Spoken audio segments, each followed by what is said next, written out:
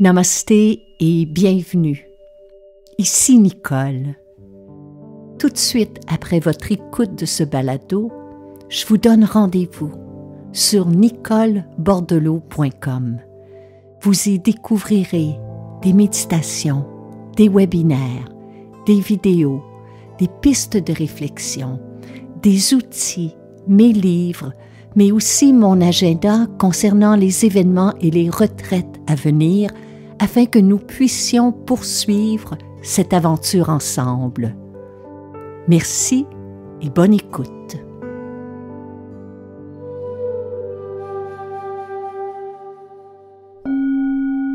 Heureuse de vous retrouver. Bienvenue à un autre épisode de Nicole Bordelot en balado.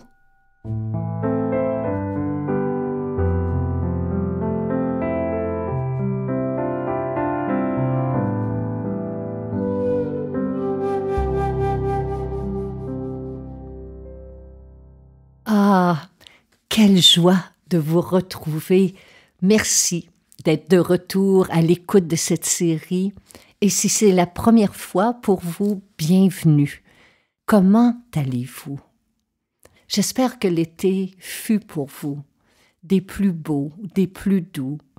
Et si jamais ce n'est pas tout à fait le cas, que vous avez pu au moins trouver ici et là des petits moments pour prendre soin de vous, pour vous reposer, pour vous ressourcer. Parce que parfois, peu importe qui nous sommes, où nous sommes, il arrive que la vie déraille nos plans. Il arrive que nous avions prévu des vacances, un voyage, un temps de ressourcement, et que les choses ne se passent pas tout à fait comme nous les avions imaginées, tout à fait comme nous les avions prévues, tout à fait comme nous les avions rêvés ou espérés. Je vous parle de cela parce que c'est un peu mon cas. Cet été, j'avais planifié dans ma tête et j'avais prévu d'aller visiter des amis, de faire des escapades, de commencer des projets qui me tenaient à cœur. Et j'ai dû composer avec un souci de santé. Je me porte mieux, je vous rassure, mais ce fut suffisamment incommodant pour faire dérailler tous mes plans. Dans le fond, continuellement, la vie nous rappelle qu'elle est imprévisible, qu'on doit être prêt à n'importe quel moment à faire face à l'incertitude, à démontrer une certaine souplesse mentale pour s'adapter au changement. L'imprévisibilité, c'est notre thème de cette semaine.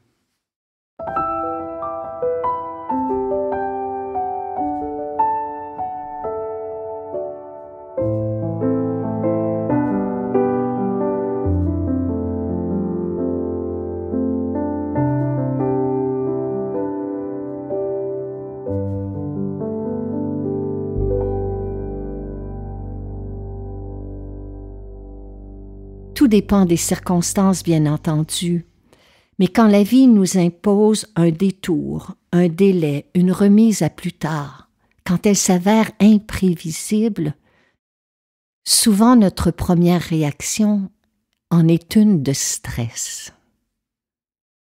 Je pense ici aux parents qui, à la rentrée, doivent composer avec un stress additionnel. Je pense aux étudiants qui doivent aussi faire face à une incertitude concernant l'année scolaire. Parfois, nous sommes proches aidants et nous devons mettre de côté nos plans pour aider ou soutenir un être cher. Parfois, c'est notre propre état de santé qui nous cause de l'inquiétude. Parfois, ce sont nos situations financières qui sont une source de stress.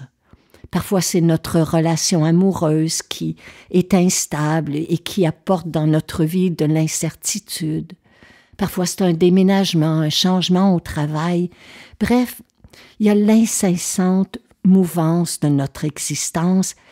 Puis je ne sais pas pourquoi, mais on l'oublie.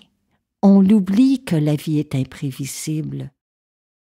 Je me rappelle d'un professeur que j'ai tellement apprécié lorsque j'ai débuté mes formations en yoga et en méditation qui disait « N'attendez pas, Profitez du prochain petit rhume, d'une remise à plus tard, d'un événement, d'un projet pour vous exercer à lâcher prise, à accueillir ce qui est.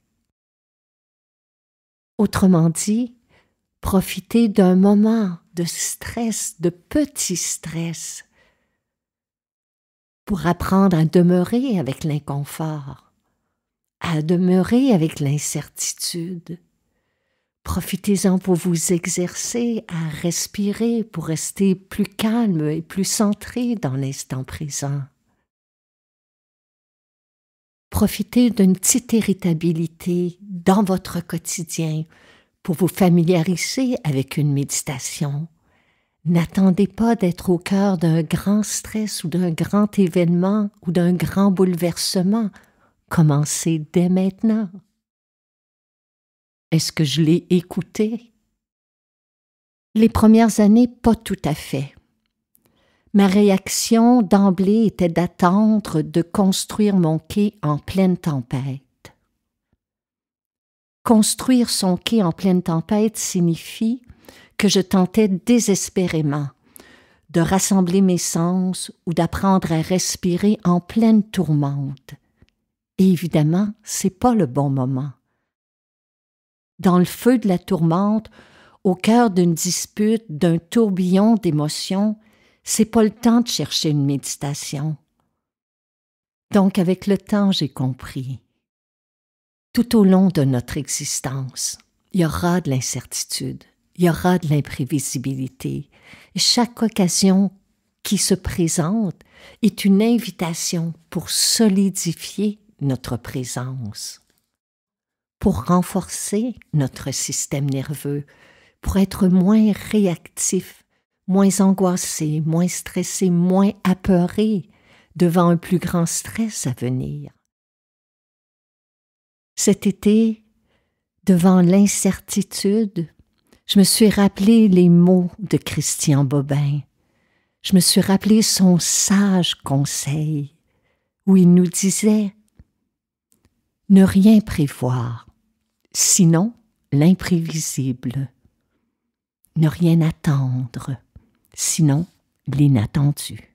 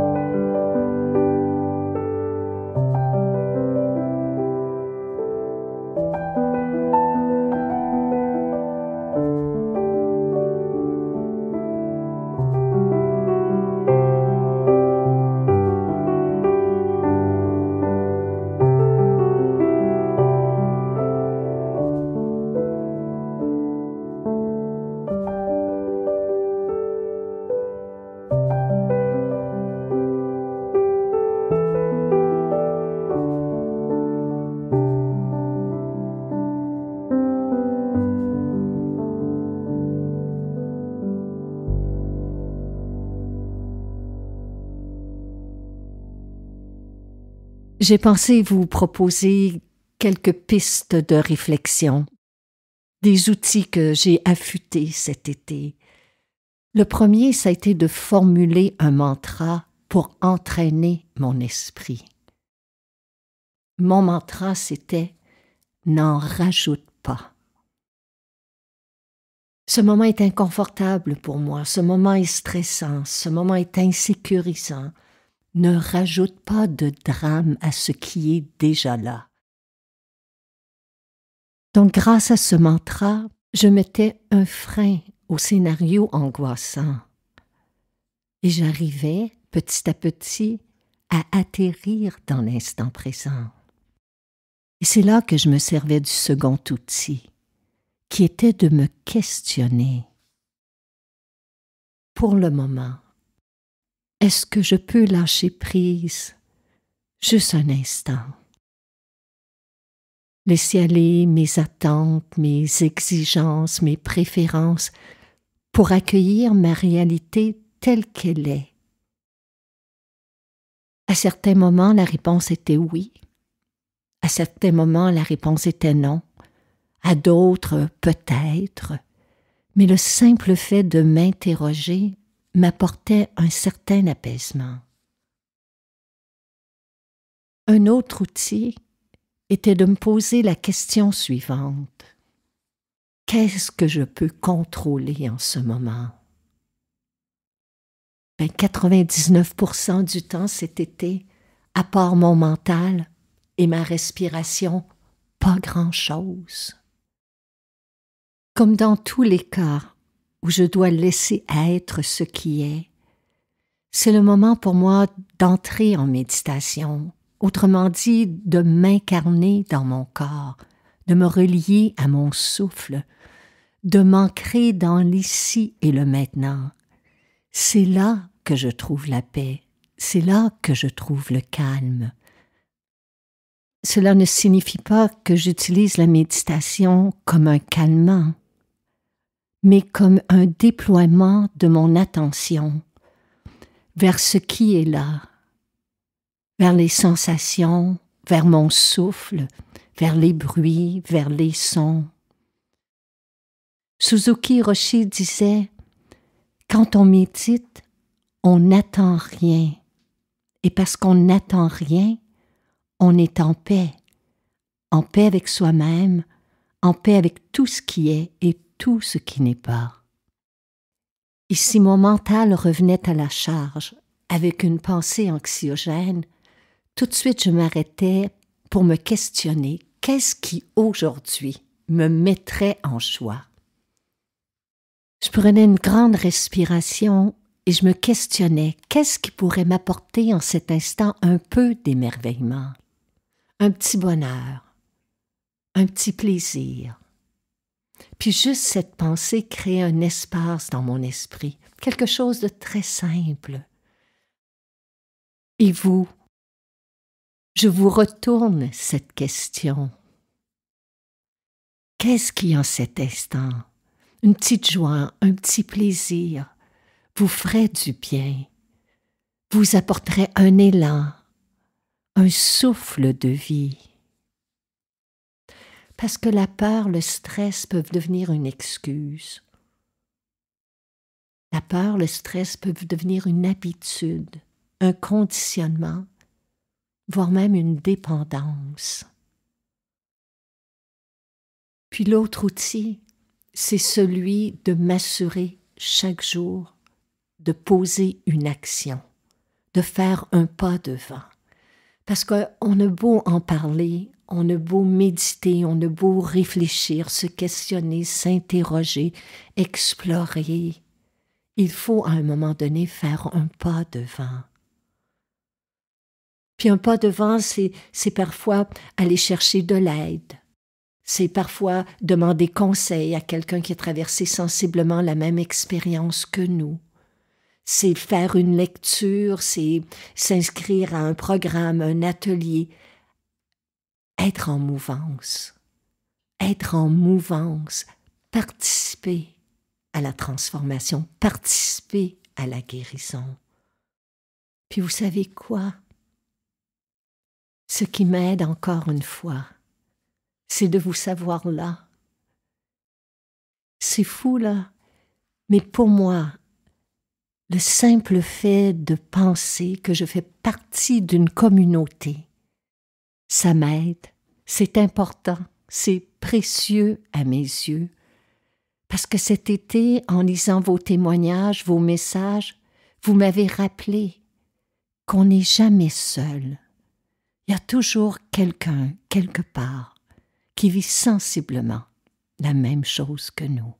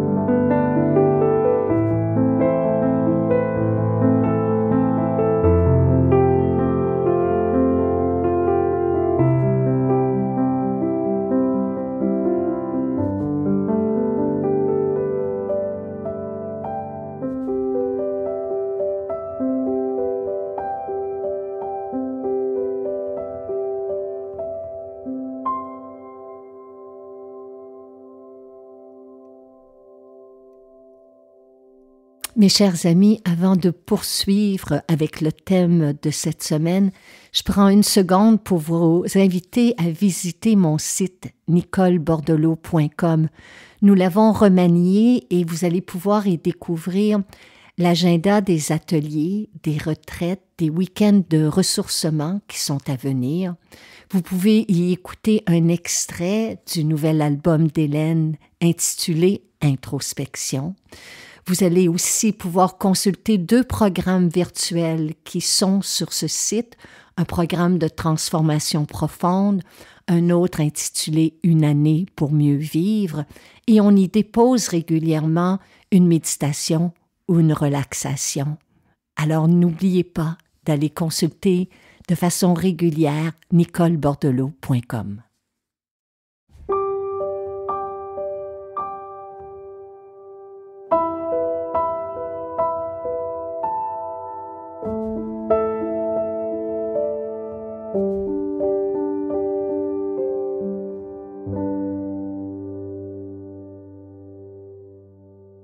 Lorsqu'on fait face à de l'imprévisibilité, ça cause du stress dans notre vie, mais ça peut aussi amener une certaine peur. Une peur de ne pas savoir ce qui est à venir. Une peur de ne pas avoir les capacités nécessaires pour faire face à un changement. À cet effet, j'ai retrouvé dans ma bibliothèque cet été un très beau livre, celui de Romain Gary intitulé « La vie devant soi ». C'est un roman qui porte sur le courage, la résilience, les petits bonheurs, mais aussi la peur. Il y a un petit garçon arabe qui s'appelle Momo et il y a Madame Rosa qui est une vieille dame qui l'élève, une vieille dame juive. Dans un extrait que j'avais surligné lors de ma première lecture, c'est Madame Rosa qui parle. Et elle dit ceci: « C'est là que je viens me cacher quand j'ai peur. » « Peur de quoi, Madame Rosa ?» demande Momo. « C'est pas nécessaire d'avoir des raisons pour avoir peur, Momo. »« Ça, dit Momo, j'ai jamais oublié, parce que c'est la chose la plus vraie que j'ai jamais entendue. » J'avais surligné cet extrait pour me rappeler que parfois la peur, le stress, se présentent sans raison valable. Puis quand je dis sans raison valable, je ne veux pas dire qu'il n'y a pas de raison du tout, mais que parfois notre esprit, notre mental a tellement tendance à dramatiser les choses, à nous proposer des scénarios qui sont anxiogènes, qui sont beaucoup plus terrifiants que ne le sera jamais notre réalité. C'est vrai que la vie est déroutante, mais il ne faut jamais oublier qu'elle peut aussi s'avérer surprenante. Car dans imprévisibilité, il y a aussi le mot inespéré, dans le sens qu'un événement qui, au départ, déroute nos plans, pourrait aussi dépasser toute espérance. On parle parfois d'un dénouement ou d'un succès inespéré. Je l'ai compris cet été, quand la vie nous impose un délai, un détour, une remise à plus tard, elle nous offre aussi l'opportunité de voir notre situation sous un autre angle. Même si pour vous, pour moi, notre réalité est parfois déroutante, il ne faut jamais oublier qu'une situation est vouée à changer. Même si sa durée est indéterminée, sa nature toujours est provisoire. Puis ne pas oublier aussi que si l'existence est imprévisible, elle peut aussi s'avérer surprenante dans le bon sens. Il y a dans le mot imprévisible un souffle d'espoir, dans le sens qu'un événement qui au départ déroute nos plans pourrait aussi dépasser toute espérance. On parle parfois d'un dénouement ou d'un succès inespéré. Donc la prochaine fois, mes chers amis, que vous et moi ferons face à l'imprévisibilité, on pourrait se demander, bonne nouvelle, mauvaise nouvelle, qui sait?